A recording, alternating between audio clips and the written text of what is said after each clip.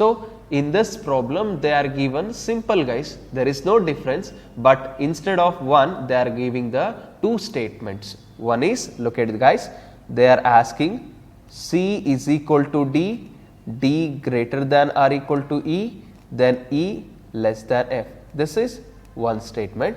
Then second statement, G less than I less than or equal to C. This is called as second statement. In a last problem they are asking the one statement and the conclusions are asking, but in this problem they are asking the two statement. But don't worry guys, don't worry it, just simple trick, again simple trick, we have to complete this problem also in a very easy method. Then how?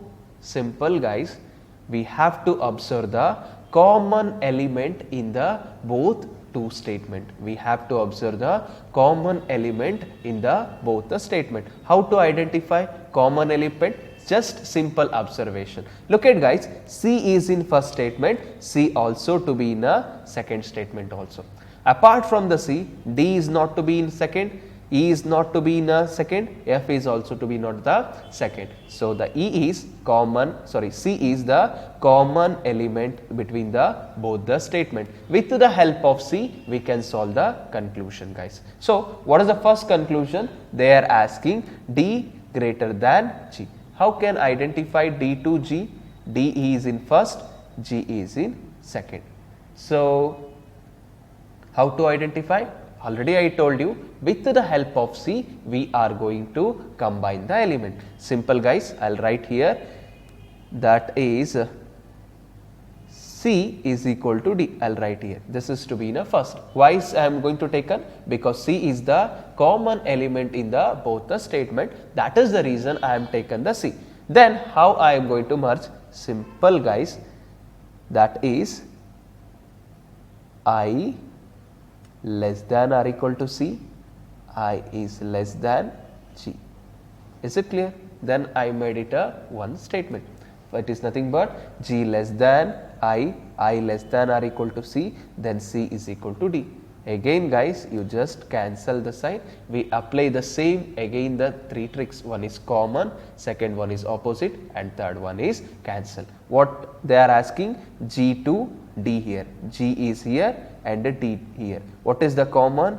G less than or equal to D. Then what is the common? Again G less than D. I will reverse it again, I will reverse it, D is greater than G. Then given conclusion and what we obtain conclusion is going to be as match. Is it clear? So that is the reason the conclusion first one is correct. Is it clear guys? Yeah. Once again I will repeat it.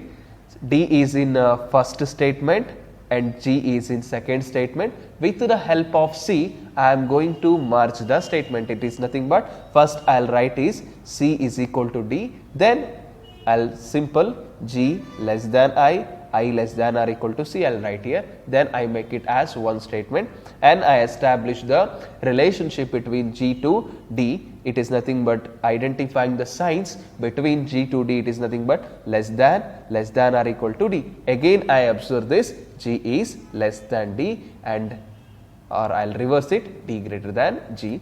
Then we obtain the conclusion, one is G less than D or D greater than G. Okay, but the given conclusion also they are asking D greater than G. So that is the reason conclusion first one is correct. Next they are asking E to I. Again E is in here first statement, I is in second statement. Again simple trick guys, use or with the help of C, I am going to make as one statement, that is simple. I will write here E less than I. C is equal to D, okay, D is greater than or equal to E. This is in a first statement. Then C is equal to D, D greater than or equal to E. They are asking E to I relationship.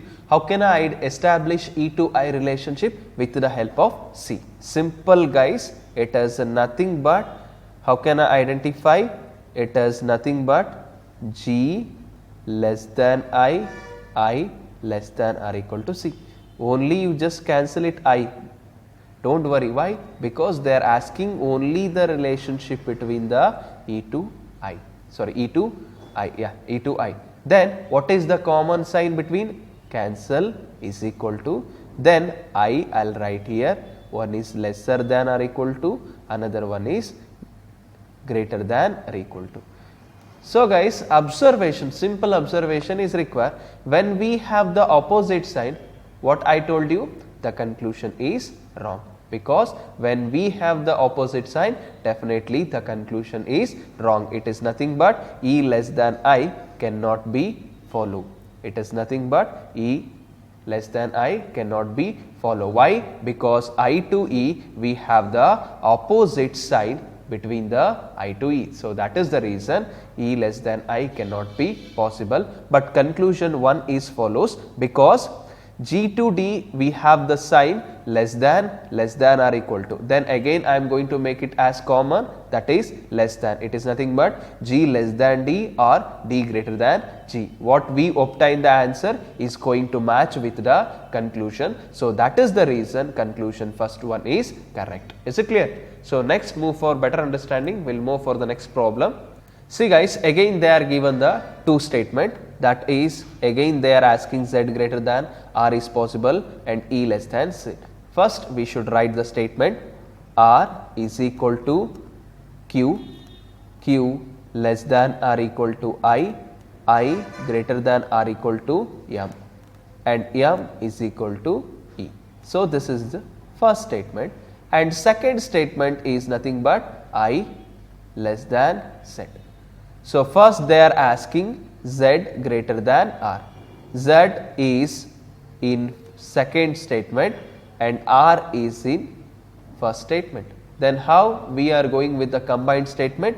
With the help of common element between the both the statement. What is the common? R is not to be in second statement, Q is not to be in second, I is the common, because I is in first and I is in second. With the help of I, we are going to make it as one statement, because we have to identify the relationship between whether Z greater than R is possible or not. So how? Again I will write here R is equal to Q, Q less than or equal to I, then I less than Z. Is it clear? So cancel the is equal to, then what is the common sign between R to Z? Less than or equal to, less than Z. Again what is the common?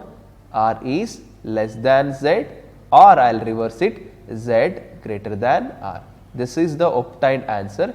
They are asking conclusion Z greater than R, and we have obtained answer is also Z greater than R. It is nothing but given conclusion and obtained our conclusion is going to match. When the answer is going to match, definitely the conclusion first one is correct. Okay. So next we are asking E to Z. Again already we know this, R is equal to Q, Q less than or equal to I greater than or equal to M is equal to E. This is in first statement, and second statement we have I less than Z, I less than Z. Again we have to establish the relationship between E to Z. Again we use with the common element, that is I, because I is in first also, I is in also second statement. Just I will write here I greater than or equal to M is equal to E, then I less than Z here, I less than Z here, then I will reverse it as Z greater than I.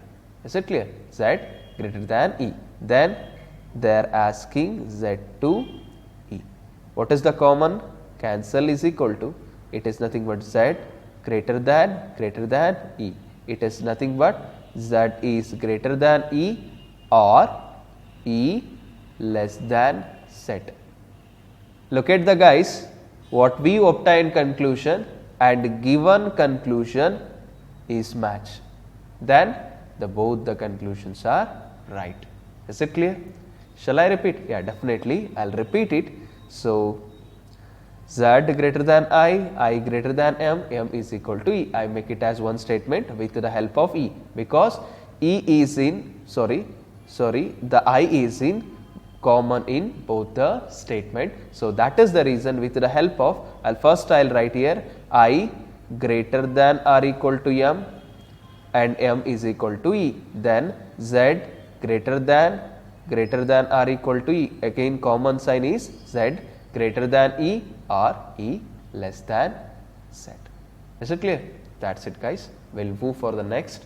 So next, again third, look at here. They are asking V greater than or equal to M, M is equal to T, T greater than X. This is first statement. And second statement, R less than T, T greater than or equal to S. This is second statement. In a first, they are asking R to V.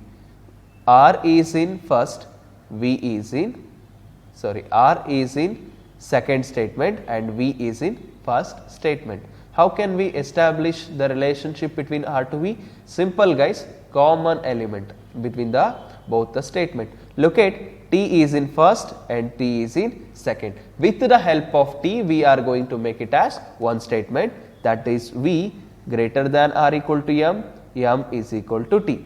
Then R is less than T. It is nothing but T is greater than R.